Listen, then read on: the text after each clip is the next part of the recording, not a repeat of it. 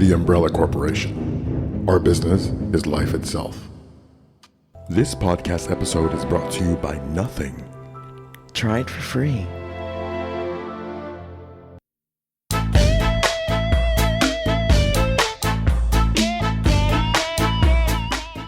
Hello everybody, how you doing? I just got done eating some Binitos tortilla chips, and I'm trying to get them out of my mouth, but it's not working. Hang on a second. I'm drinking a beer. Hang on. Okay, if that doesn't do the trick, I don't know what will. I'll just have to deal with this here, and so will you. So, I released a podcast just the other day, and it was called The Compass. And I was working on that podcast, and I was like editing it, and then I would listen to it. I'm like, what the hell am I talking about? And I would maybe try to edit it again, and like I would just restart from a certain place and start talking again. And then it just became like spaghetti. It just became so confusing. Then I would just, you know what, screw it. I'm just putting it out there as it is.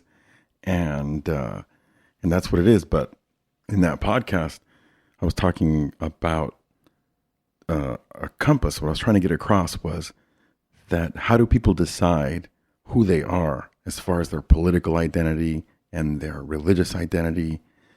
And, can people take themselves away from who they've built themselves up to be enough to reconsider the very fiber of who makes them who they've made themselves to be. You see how confusing that can get? Anyhow, if you listen to it, if you appreciate it, good. I'll probably listen to it. Let's say if I listen to it in a year, I'll be like, what the hell is he? What are you talking? What were you thinking? But I know what I'm talking about. It's just difficult to describe because there's no visual components to it. These are all mental artifacts. So I would have to come up with metaphors or anchors, like visual anchors, to talk about each part. Anyway, I don't want to talk about that because I already did that podcast, but I just wanted to explain that to you really quick. As if you don't know, if this is your first time listening to my podcast, I'm a musician. I play flamenco guitar and I sing and I make a mouth trumpet sound like that, just like that with my mouth. But so that's what I do, and I do all kinds of gigs. And for those of you who already know, you already know that.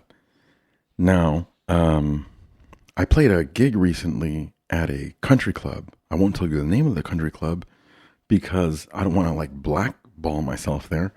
However, I think that I was sitting, I went to the country club and I couldn't tell exactly how fancy it was. It wasn't in the fanciest part of town.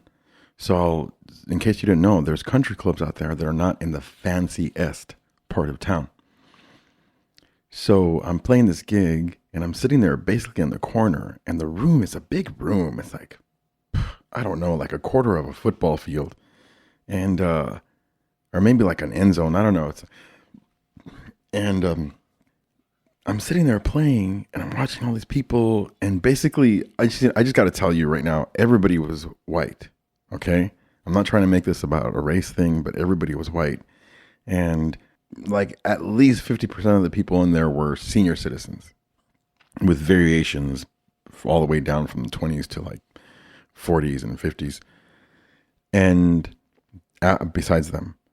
And I'm sitting there I'm playing music, and I think to myself, what the hell am I doing here? I'm like, I'm playing music there, and I'm like, I'm so depressed right now. And I'm not depressed because like I feel like I'm whoring myself out or anything like that, which I am. But I'm not depressed because of that. If I had to whore myself out in any way imaginable in the professional world, I would want it to be whoring myself out doing music. If I'm going to complain about any work that I do, I want to complain about my music gig. I don't want to complain about that I'm, working at this place that I don't want to be working at, doing something I don't want to be doing. So no matter what bad thing happens in music, it's the worst of the best. Okay? If you can hang on to that there. So I'm doing this gig and I start feeling like kind of sad, and I'm like playing the music and I just lose it, and I start playing some pretty wild, crazy stuff. I start playing on the guitar. This is a classical guitar and vocals. I play vocals, and I start playing Genius of Love by the Tom Tom Club, and I start playing, I don't know why, maybe the B-52s. I don't know what the hell I played. And people dug it. But I realized that, in white culture in America, it's a big, big cross section of people there. So what I was experiencing there in this particular white culture, in the kind of the South, in this not so fancy country club, this is community to people. This is their Nimbus, get out of here.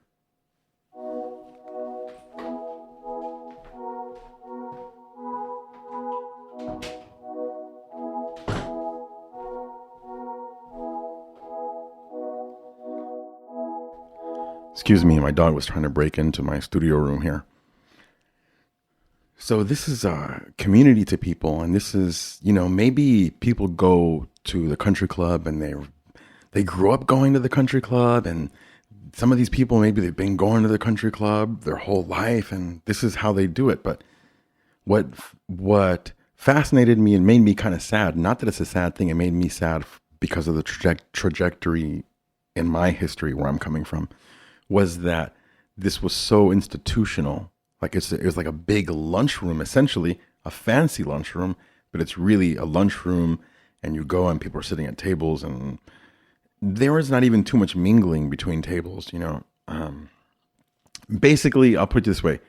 There's no way I would ever hang out there. I don't think I would ever hang out at any country club, but I don't know what I'm talking about. I've never really hung out at a country club besides being the guy who's playing music there. But I'm hanging out, and I have a privileged position, if you ask me, in the situation. I get to stare at everybody and see what's going on while I'm doing something that I love. And yeah, if you go to country clubs, I don't mean to offend you. I just wouldn't do it. And if one of my friends invites me to one, I'll go. Fine, I'll go. And I'll be thinking the same thing. I'll be like, man, it's kind of institutional. So I do so many different kinds of gigs. I've been playing in people's hospital rooms for like 15 years. And I do all the hospitals around here, or many of the hospitals. And I go into the person's room while they're laying there and they're ill, and I do my thing. And then sometimes, like often, I go, okay, I don't have to give it 100%, but I always end up giving it 100%. And why would I not want to give it 100%? Because I know that I have a gig later that night and I have to conserve some energy. But something about playing music, if you're a musician, it just doesn't work that way. You end up putting yourself into it anyway, which I'm happy to do it for people who are in the hospital. And I wish you could see the effect that it has on some people, and practically almost everybody. It really changes things. I don't ever want to be in the hospital. I don't ever want to be sick and in the hospital. And I don't ever want anybody to come play music for me. So I'm happy to understand that from a distance, vicariously. But the change that happens in people, the way that it uplifts them, is astounding, basically. And every time I do this kind of work, I always leave there myself appreciative. And I do this work with an organization called Body and Soul. You can look them up on the internet. It might be bodyandsoul.com, but it's Body and Soul in Jacksonville, and it's music. Jacksonville, Florida. Anyhow, I was doing that today, and so one of the places that I play is not a hospice, but it's assisted living and rehabilitation. So there's mostly senior citizens in there, and mostly white senior citizens. And the Today, for some reason, all the rooms that I went to and played at, the ladies, there was female, it was women. And in every room that I went into, the television was on, and President Trump was giving his speech in every room. And I was surprised, the white folks be surprising me all the time. But I was surprised because I figured that they would like it. I figured that they would like Donald Trump on the TV. But it turns out that they didn't. They didn't like the guy. And here's like these little old ladies and gray haired and like they're in their 80s, And I figured that it'd be like, yeah, like thinking the N-word or something. I'm just kidding. Come on. You know what, man? Like the race thing is out of control. It's like people, you guys need to chill out, okay? People, I have friends who are of European descent, and what am I talking about? They're white. They call themselves white, and they're all defensive about all kinds of stuff. I'm like, shut up! Like, what are you complaining about? It's like, of course, there's things for every group of people to complain about. I understand this. Anyhow, the ladies in the room surprised me because one of them said, I don't like him. And then another one was like, oh my God, I'm so glad you're here. I've been having to listen to this nonsense. And I was like, what? It's like, what? Because, some of my relatives on my wife's side, they like him and, or they did last time I talked to them. And I figured, it's all the same because I'm a human. I'm flawed like everybody. I'm like, oh, it's all the same. Hey, you see a Mexican dude eating a taco. They all eat tacos, right? It's just how we work. It's like you need to make shortcuts in your mind in order for you to move on with your day. You can't be thinking about the details of absolutely every single thing that you're talking about and thinking about and the nuances and et cetera, et cetera. You need to make decisions and you need to keep, moving forward with your day. But it was surprising. And how I feel about Trump is, I'll put it this way. I forget for a few days or a couple of days, and then I look at my Twitter, and then I remember that he's the president, and it feels surreal. It feels like reality turned inside out. And I just took a hit of acid or something. I'm like, holy crap, this is real. And I don't know the guy, and but I don't think I like the guy. I don't think I would want to necessarily hang out with him, but I've never hung out with the dude. And you know how these things are. You don't really know these people, but it does say something about somebody when they decide that they want to become the president. That tells you a lot about a person right there. Like it tells you their trajectory in life, their type of ambition, or their mental or their ambitions, and what they think of themselves, and how confident they are in their ideas to solve the problems of the greatest power in the human history. Like that? You guys like that? That's the Chicano coming out in me right there. So yeah, that's what happened there. And another thing, I guess this podcast is for musicians. And another tip is the BMI. If you don't know who BMI is, they're an organization that keeps tabs on music that is played on the radio. And apparently, if you didn't know, at restaurants and at bars, no matter what the restaurant is, these dudes are gangster, okay? They will come, if you have a restaurant, they will come to your restaurant and demand money from you in order for you to play the radio. They'll be like, you need to pay us $1,400 a year if you want to play the radio in your establishment. Did you know that? You didn't know that, did you? If you're a musician and you're really into the whole music world, you knew that. But most likely you didn't know that. But they do that. And I've been asked by places that I play at if I have a BMI license or whatnot. And I'm like, you need a license to play music now. And they're asking them for money. It's kind of mobsterish. if you ask me. You think BMI is ever going to start hitting up the hospitals that I play at? They're going to be like knocking on the door. The poor guy is like laying there with cancer. It's like, is this guy playing covers? So I was thinking, okay, I get it. If you're playing original music, they don't have to worry about you. Okay, but if you're playing covers, then they want their money. So they tell the places, your musicians need to play all original music. Otherwise, you have to pay us some money. But the thing that I was thinking was, you know what? I did this experiment like several years ago where I would find this like song that is basically obscure. It's like 15 or 20 years old, and I would play it as a cover at a place that I play at. And I wanted to see, it was a song I hadn't heard in a long time. I didn't hear anybody playing it. I didn't hear it on the radio. And I would start playing this song, and I went to Google like analytics, and I typed in the analytics for the city that I live in to see how often such and such song has been searched. So I would start playing it, and then I would look at the analytics, and I would see that people started Googling the song. Like it went from like 0 or like 10 to like 10,000, whatever. And, you know, and I play like all over town, and then I get really into the song, and I start doing it. I do my own version, I cover it, and people look it up.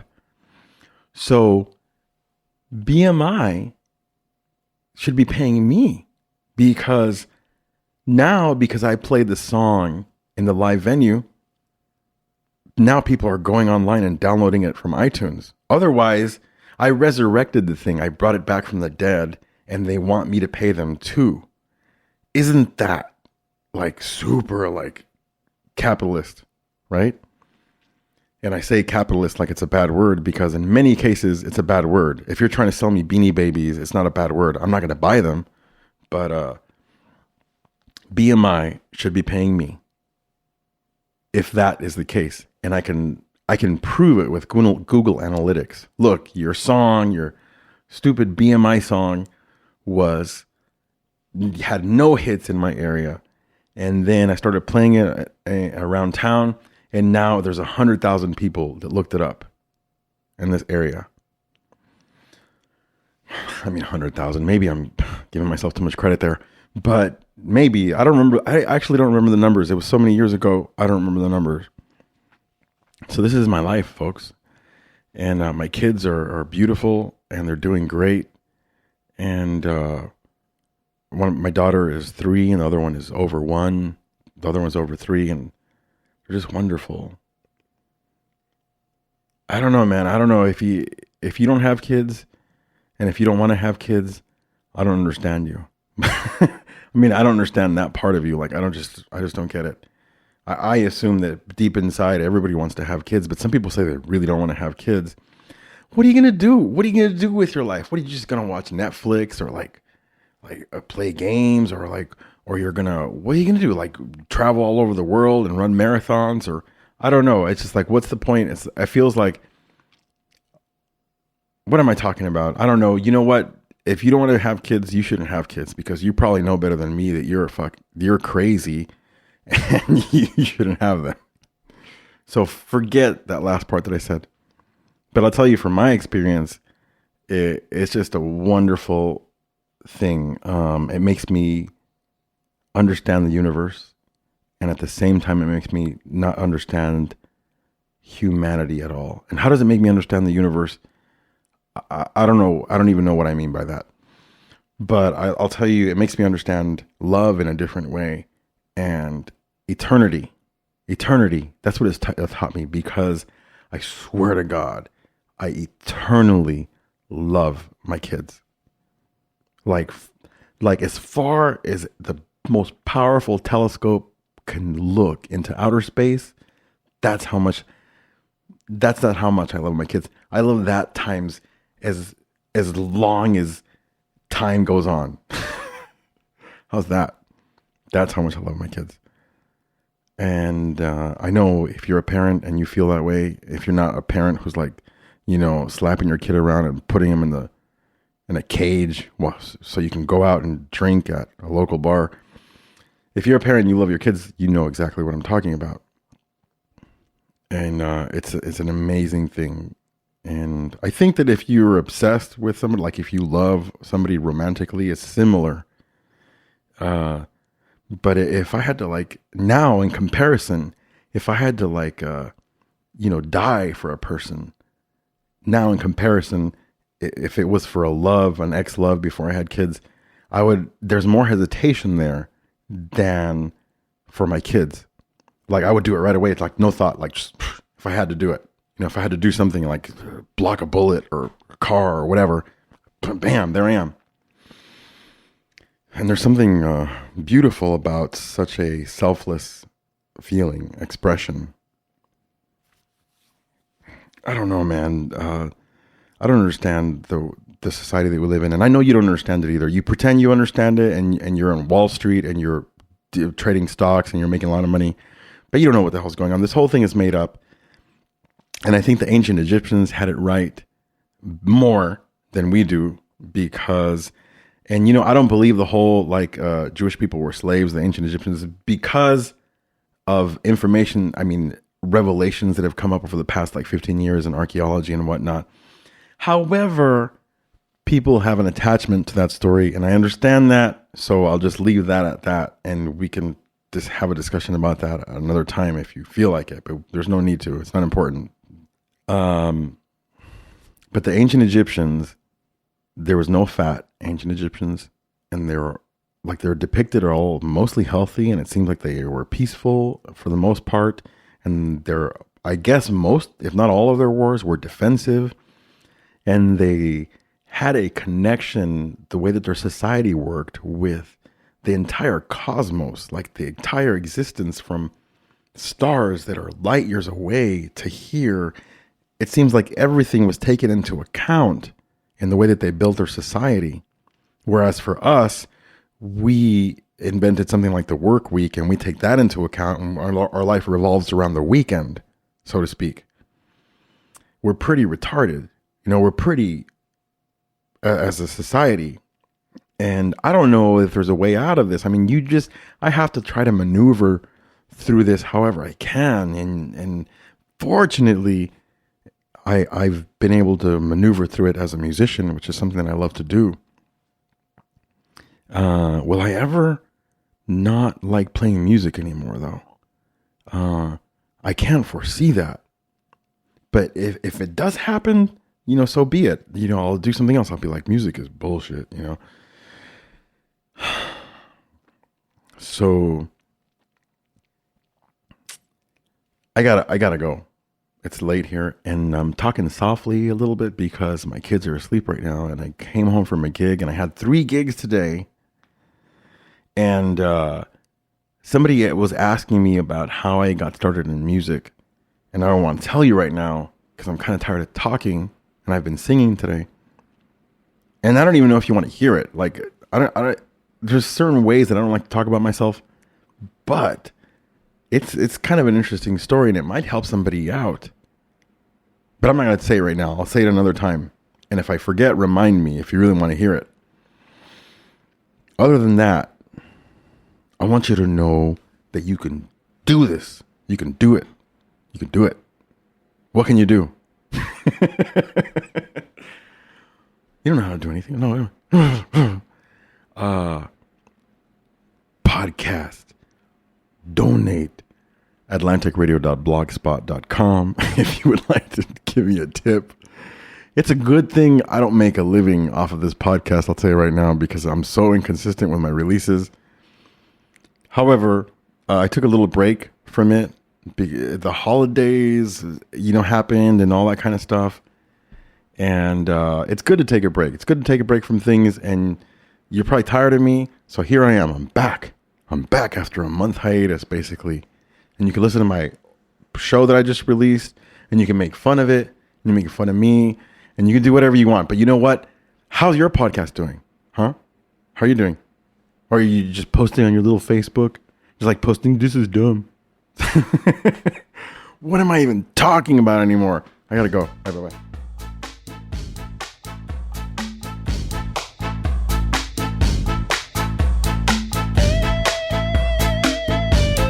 What if this music just kept getting louder and louder, and it just kept getting louder and louder, and then I would get sued by all you Apple heads out there with your lightning rods or whatever the hell you call it.